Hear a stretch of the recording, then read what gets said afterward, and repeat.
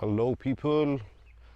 So this is day 3 of our trip to Rann of Kutch, and we've parked ourselves and stopped at a beautiful resort called Serena Beach Resort in Mandvi. 2 days of hardcore motorcycling, close to about 1,500 odd kilometers done so far, all the way from Pune. Yeah, and let me show you guys the motorcycles and the machines. One sec.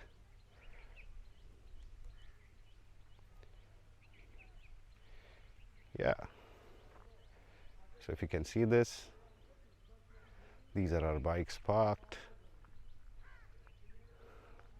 Let's take you there. Wanted to quickly do this. There are lots of, like I had said in my previous video, lots of tests that we're going to do in this ride for the machine and how it's holding up. This is our backup van, support provided by Venom Ancillary in association with Legacy Motors Pune. And this is basically a van driven by Zubair, who owns Venom Ancillaries, and we've got a technician and the photographer, videographer, with him in this backup van. This is Right to Run of my club, DOC Pune, which is Ducati Owners Club Pune. The Hyperstrada 950S, which has been ridden by Parag. He's put a sticker. This is the Desert Slade. This was my previous bike, which I sold to Ashish Roy. He's enjoying this machine. Complaints about the seat still hold true. The seat is absolutely not comfortable for long distance touring, but the bike is doing fantastic. It's a sweetheart. This is the Hyperstrada 1200S. Amazing machine. This is basically, it can't get better than this when it comes to touring. Being ridden by Ashutosh Singh. He's ridden all the way from Bangalore to Pune and then rode with us on this ride. This is the Scrambler, being ridden by Vineet Mohan. Again, an awesome machine with good windscreen protection and all of that.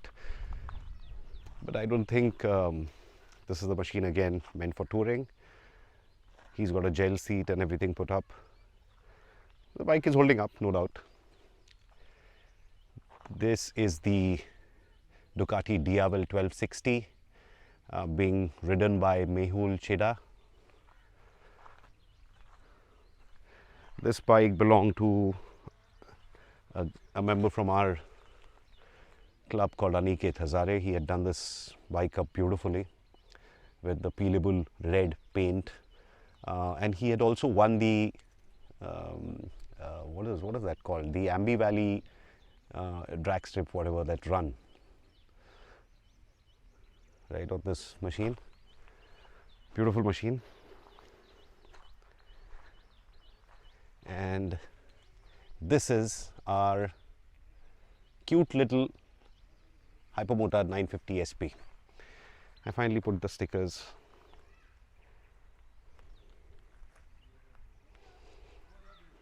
Yeah, I'll come to our results about how this machine has done on this ride. This is again the 1260 Diavel, being ridden by Mayur Cheda. So Mayur, Mehul and Parag are brothers. This is the Scrambler Icon again, being ridden by Sharvari, the only girl in this group. What a fantastic rider. I wasn't really sure about would she be able to keep up with this group and everything on this machine, but she's done fantastic. She's been keeping up with the fast group. Good rider. This is the granddaddy of all, the Hyperstrada V4, being ridden by Frankie D'Souza He's the president of Ducati Owners Club Pune, and this is the Hyperstrada Enduro 1260 being ridden by Rajiv Apte. Again, an amazing rider, wants to reach the destination faster and sooner. He was my savior last night, when we were riding in the dark. Zero visibility for me because I don't have any auxiliary lamps on the machine, so I could barely see anything. So he was my pilot with his auxiliary lamps lighting up the entire road, and I was riding in his shadow. So now let's come to the machine, right? So how has the Hyperstrada 950 SP done so far? So the rim was bent, as you know. If you can see this, I'll try and show you. You see this dent here? Yeah. So this rim is bent, and I wasn't sure if it will hold up, but it did. So far so good, no issues at all, and I've been gunning it. Not that I've been cautious, trying to avoid potholes, but yeah, I mean, when you are in the rhythm, you are in the rhythm, right? She's done fantastic so far. The top speeds that I managed to do on this ride were about 210 kilometers per hour. Couldn't go beyond that because of the wind on the highway, and also there's no wind protection. So having mentioned that, let me come to the wind protection and the wind blast thing, right? So in my previous video I had mentioned that I've done 3 digits on this bike on the highway, and that highway was basically between Pune and Mumbai, but for some reason on the old highway I've never felt wind gushing and too much wind speed. So I thought that this will fare well on the highways, but when I was on this Gujarat highway after we left Maharashtra border, it becomes really tricky and difficult to hold on to the bike because of the wind. So I take my comment back. We definitely do need some wind protection on this machine. Without wind protection, it becomes difficult to ride it on the highway at high speeds. The other piece is, it still is a quick bike, so it can keep up with the big machines. But then, yeah, I mean, you are at your 80%, 90% of your machine capability, while the big machines are just cruising somewhere in their 60% capability range, right? So is this a good hardcore? Can this machine do good hardcore long distance touring? The answer is 50-50. I mean, I would not take this machine out for a long distance ride ever, because I need the windscreen protection because it becomes difficult, like I said. But I'm extremely surprised. My experience with the sled was that the seat is extremely uncomfortable, definitely not made for long distance touring, and I was extremely anxious about whether the Hyper's seat would do well. Look at the seat. Let me try and show you. See, it's extremely narrow.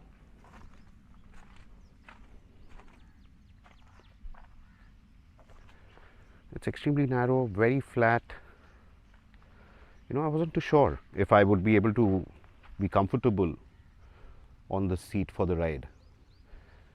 The good news is that we've done fantastic. I mean, I really wasn't expecting this, and I'm pleasantly surprised. Ducati's done something with this seat. They've done something with it, and it's become manageable. I don't have a sore butt. I'm doing pretty well. I'm comfortable, and I'm much comfortable compared to other riders. I mean, other riders on the sled and the scramblers and other machines had sore butts and wanted to stop, but I was ready to go. So this seat is good. I don't even know why I have ordered the lowered seat. And is that lowered seat going to be better than this one? I don't know. But yeah, I mean, this seat is done fantastic. I'm really happy. Overall, if you ask me, I'm enjoying riding this machine. I've had a good time. The rides have not been too tiring. We've been taking good enough breaks on our way because the tank capacity of each machine is different, right? So we've got the smallest tank capacities are the scramblers with 13.25 or 13.5 liter fuel capacity. And they had to stop at around 130, 140 odd kilometers, depending on the way the traffic is and the way we are riding. But for this one, I'm getting a mileage of approximately 22, 23 kilometers per liter. And it's pretty smooth. And a good decision was to remove the SC end cans for this long tour. I'm really glad that I did that because the stock exhaust is as good as silent when riding at high speeds, and also the fatigue levels with sound is pretty less and dampened. But one mistake I did out of my sheer enthusiasm was to instead of wearing my RI RX7V helmet, which is a full face closed helmet, I, out of sheer enthusiasm and wanted to probably look good in my pictures, so I'm wearing the RI Explorer, the open face or whatever, I mean the motocross kind of an helmet or adventure touring kind of an helmet, and I've got my Scott goggles on top of it. The problem with that helmet is that at high speeds what's happening is because of the lip on the chin, on the inner side, the goggle wasn't sitting well on it because the goggle also had a small nose cap, and that was fouling with the helmet's chin, and there was a gap there through which that air was gushing right into my eye, So that was extremely annoying, but somehow I think we managed well. So what I did is I removed the chin cushion, and I've now managed to place the goggle properly on my helmet, and it's fitting well. So yeah, I mean, it's better now. But will I wear that helmet again for a long distance touring kind of a ride? The answer is no. I'll wear my full face helmet, and I don't know, I mean, why I did that. I've been riding for long, and it was a no-brainer that I should be carrying my full face helmet, but I just wanted to kind of try it out. Yeah, so I've got some good footage on my GoPro on the go. I'll try and edit that and upload it also. Some good shots there. Overall, the machine is done well. No issues with the bent rim so far. The tire pressure is holding up. Definitely need wind protection. The seat is doing fantastic. No issues with sore butts. Yeah, big boys. So catch you guys later. Thanks. Bye bye. Yeah, and one more thing I forgot to add, guys, is see these big bikes, all these multi-stradas and all, they are very broad. The fairing and all is pretty big, and the rider's knees, they tuck in behind that fairing. So, and the way they've designed the aerodynamics of it and all, I think the wind gets deflected, and it does not come directly onto the rider's legs. So that reduces the fatigue a lot, right? So they are adventure tourers, for a reason, and that's the design, right? And on the Hyper and the Scramblers, the problem is that they're very sleek machines, right? So wind deflection, especially at the knees and all, is bare minimum. It's still okay on the Hypermotard though, because it's got the fairings there.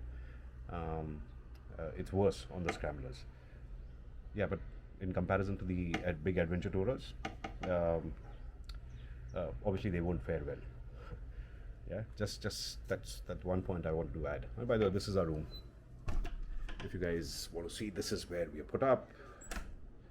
This is our room. Yeah. Catch you guys later. Bye.